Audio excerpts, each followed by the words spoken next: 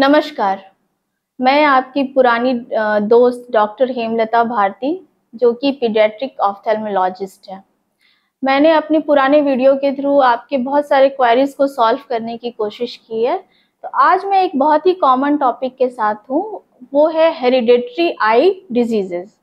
Hereditary मतलब मैं कहूँगी कि जो पीढ़ी दर पीढ़ी चलते हैं, जो हमारे पेरेंट्स को, ग्रैंड पेरेंट्स को रहते हैं, और उन प्रॉब्लम्स का फिर से बच्चों में भी आ जाना।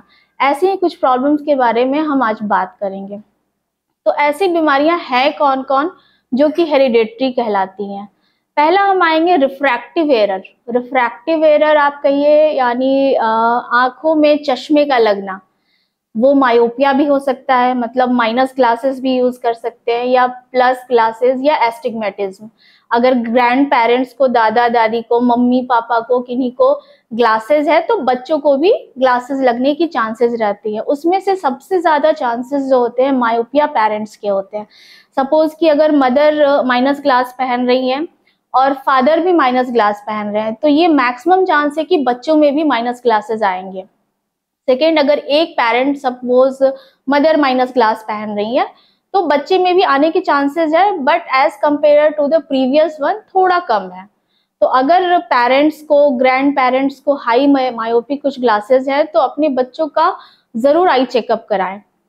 सेकेंड डिजीज है हमारा एल्बिनिज्म। एल्बिनिज्म अगर मैं अपनी लैंग्वेज में आपको बताऊं, आपको समझाने के लिए, तो सिंपल ये है कि वो हमसे काफी गोरे होते हैं। आपने ऐसे अपने आसपास काफी लोगों को, काफी बच्चों को देखा होगा जिनके आईब्रोज, हेयर्स वाइट रहते हैं, स्किन वाइट रहते हैं, वो अंग्रेज की तरह दिखते हैं। तो एक्चुअली वो अंग्रेज की तरह होते नहीं है। वो एक मेलानिन पिगमेंट होता है हमारे बॉडी में, हेयर्स में, जो जहां जहां भी ब्लैक पार्ट है हमारा, उसमें ये मेलानिन पिगमेंट के कारण ही ये ब्लैक होता है। तो उन बच्चों में ये मेलानिन पिगमेंट कम रहता है।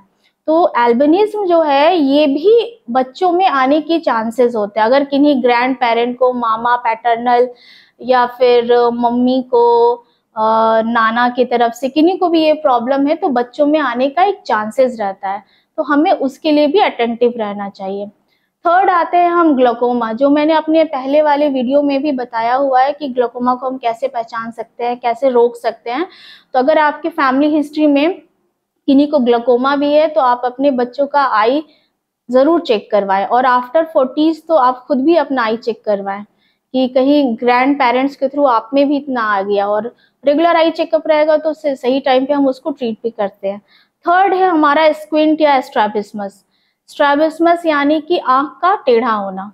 अगर फैमिली हिस्ट्री में किन्हीं को ऐसी हिस्ट्री है कि आंख टेढ़ा है तो बच्चों में आने का ये चांसेस रहता है। आप सही टाइम पे इसको चेकअप करवाओगे तो कभी कभी स्क्विंट जो होता है, इसको ऑपरेशन की जरूरत नहीं होती है, और एक ग्लास से ही एक एज में करेक्ट हो जाता है। अगर वो ग्लास से करेक्ट नहीं हो रहा है तो कुछ एक्सरसाइजेस वगैरह देते हैं, उसे करेक्ट करने की कोशिश करते हैं, और अगर उससे भी ये नहीं कंट्रोल हो रहा है तो फाइनल स्टेज में सही टाइम पे हम लोग सर्जरी करके इसको ठीक कर सकते हैं। लास्ट हमारा है रेटिनल डीजनरेशन, मतलब आंखों के पर्दे की बीमारी जो कि अनुवांशिक होती है, हेरिडेटरी होती है।